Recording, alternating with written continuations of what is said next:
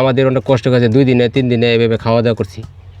তখন আমরা না পাই না, ঢাকা শহর চলে গেছে বাবা মা সহ। তখন আপনার বয়স কত? 14 বছর। মাত্র 14 বছর। জি। তো ওই সময় তো আপনার স্কুলে যাওয়ার সময়, খেলাধুলা করার সময়, তখনই আপনি ওই গার্মেন্টসের চাকরিতে কেন গেলেন? তখন আমার বাবার জমাজমি ছিল না, কষ্টে দিন গেছে আমাদের।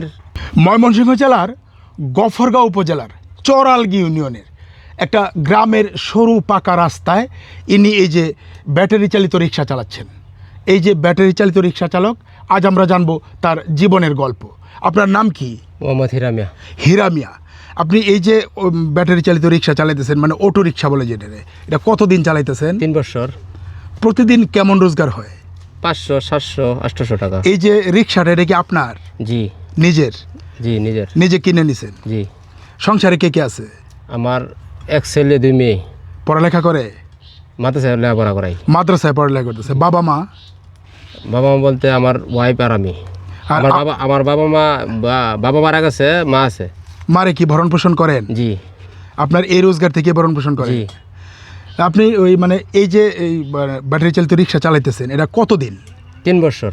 এর আগে কি করতেন? চাকরি করতাম। কিসের চাকরি করতেন? গার্মেন্টসে। গার্মেন্টসে? ঢাকায়? ঢাকা। গার্মেন্টসে কত বছর চাকরি করছেন? 7-8 বছর, 8 বছর চাকরি করছি। তো যখন আপনি গার্মেন্টসে চাকরিতে গেলেন, তখন আপনার বয়স কত? 14 বছর। মাত্র 14 বছর। জি। তো ওই সময় তো আপনার স্কুলে যাওয়ার সময়, খেলাধুলা করার সময়, তখনই আপনি ওই গার্মেন্টসের চাকরিতে কেন গেলেন? তখন আমার বাবার জমাজমি ছিল না, কষ্টে দিন গেছে আমাদের। তখন লেখাপড়া কী করবো, তখন আমাদের অনেক কষ্ট গেছে, 2 দিনে 3 দিনে এভাবে খাওয়া দাওয়া করছি। তখন আমরা না পাই না, ঢাকা শহর চলে গেছে বাবা মা সহ। পরে আপনি গিয়া গার্মেন্টসে চাকরি জি। করছেন? গার্মেন্টস চাকরি করছি। পরে ওই জায়গা থেকে ফিরে সেই অটো রিক্সা কিনলেন। এই যে আপনি এই রিক্সাটা কিনছেন, এই টাকা মানে কিভাবে জমাইছেন? এটা আমার ওয়াইফে চাকরি করছে আর আমি চাকরি করছি, চাকরি করে জমাইছি। ওই দুজনের টাকা জমা এটা কিনছেন, জি। কিনা গ্রামে ফিরে আসছেন? জি। আমি এখন গ্রামেই চালাইতেছে? জি, গাড়ি চালাই, একটু টুকটাক পরের ভাগে গৃহস্থী করি আর চলি। ও মানে অপরের জমি লিজ নিয়ে চাষও করেন? হ্যাঁ। পাশাপাশি এটাও করেন? জি। এখন কি সুখে আছেন? চলা যা বলো, ছেলে মেয়ে নিয়ে মোটামুটি মোটামুটি চলা যা আল্লাহর রহমতে। আপনার ভবিষ্যৎ পরিকল্পনা কি, মানে কি করতে চান?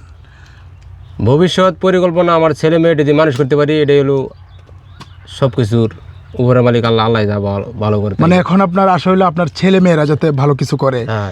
জি। পড়ালেখা করে ভালো কিছু করাইতে পারেন। তা আপনি যে মাদ্রাসা লাইনে পড়াইতেছেন, ওই লাইনে পড়ালেখা করে কি ভালো কিছু করবো এরকম আশা আছে? হ্যাঁ। জি, আশা আছে যে ভালো কিছু করব। জি। এই মানে এইভাবেই আপনি চলতেছেন? হ্যাঁ, এভাবে চলতেছি। ছোট সময় খুব কষ্ট করছেন? কষ্ট করছি, অনেক কষ্ট করছি। অনেক কষ্ট করছেন না? এখন ওই ছোট সময়ের কষ্টের চেয়ে ভালো আছেন না? অনেক ভালো আছি, অনেক অনেক ভালো আছেন। হ্যাঁ, অনেক ভালো আছি। কি যেন নাম বলছিলেন আপনার? মোহাম্মদ হিরামিয়া। ইনি হিরামিয়া 14 বছর বয়সে বাবা মা সহ পুরো সংসার সহ তারা ঢাকায় চলে যান। সেখানে তিনি এই 14 বছর বয়সে গার্মেন্টসে চাকরি নেন। 7-8 বছর চাকরি করেছেন তিনি এবং ওনার স্ত্রী, দুইজনে টাকা জমিয়ে গ্রামের বাড়িতে এসে এই ব্যাটারি চালিত রিক্সাটা কিনেছেন। তিনি এখন এই ব্যাটারি চালিত রিক্সাটা চালান, পাশাপাশি অন্যের জমি লিজ নিয়ে ছোটোখাটো করে কৃষিকাজও করেন। সেই কৃষিকাজের আয় এবং এই রিক্সার যে আয়, এই আয় দিয়েই চলে এই হিরামিয়ার সংসার।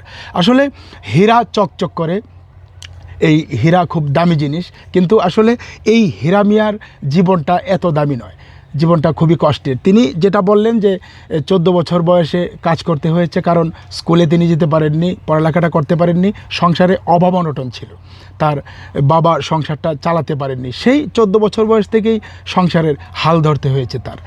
হিরামিয়া এখনও এই যে রিক্সা চালাচ্ছেন, তার সন্তানরা ভালো কিছু করবে এই আশায়, এবং তিনি ওই আশায় আছেন যে সন্তানরা ভালো কিছু করে বাবার মুখে হাসি ফোটাবে। এই ছিল আসলে হিরামিয়ার জীবনের গল্প।